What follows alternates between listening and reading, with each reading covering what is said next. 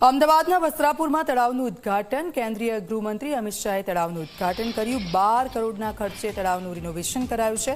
વસ્ત્રાપુર તળાવને નરસિંહ મહેતા સરોવર નામ આપવામાં આવ્યું છે। 1 જાન્યુઆરીથી લોકો માટે આ તળાવ ખુલ્લું મૂકવામાં આવશે।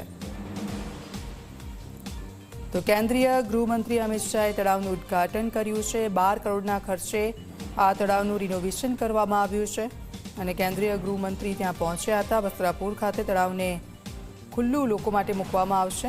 નરસિંહ મહેતા સરોવર તેને નામ આપવામાં આવ્યું છે। 12 કરોડનો ખર્ચ તેના રિનોવેશન માટે કરવામાં આવ્યો છે।